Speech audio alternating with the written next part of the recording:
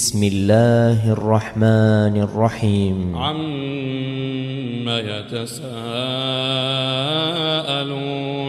عن النبأ العظيم الذي هم فيه مختلفون كلا سيعلمون ثم كلا سيعلمون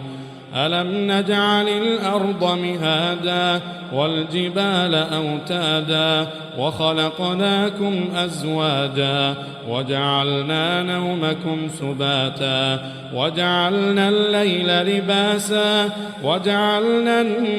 النهار معاشا وبنينا فوقكم سبعا شدادا وجعلنا سراجا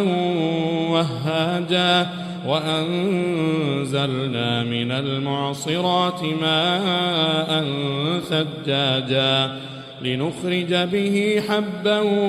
ونباتا وجنات ألفافا إن يوم الفصل كان ميقاتا يوم ينفخ في الصور فتأتون أفواجا وفتحت السماء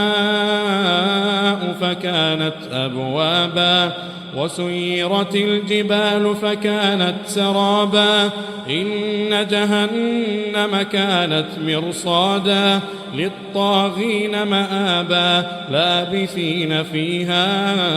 أحقابا لا يذوقون فيها بردا ولا شرابا إلا حميما وغساقا جزاء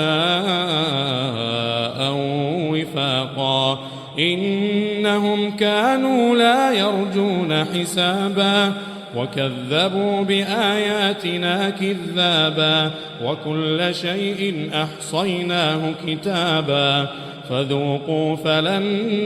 نزيدكم إلا عذابا إن للمتقين مفازا حدائق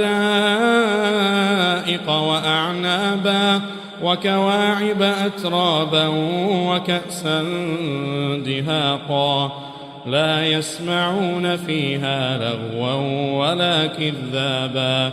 جزاء من ربك عطاء حسابا رب السماوات والأرض وما بينهما الرحمن لا يملكون منه خطابا يوم يقوم الروح والملائكة صفا لا يتكلمون إلا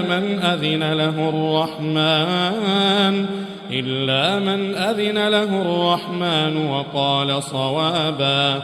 ذلك اليوم الحق فمن شاء اتخذ إلى ربه مآبا إنا أنذرناكم عذابا قريبا يوم ينظر المرء ما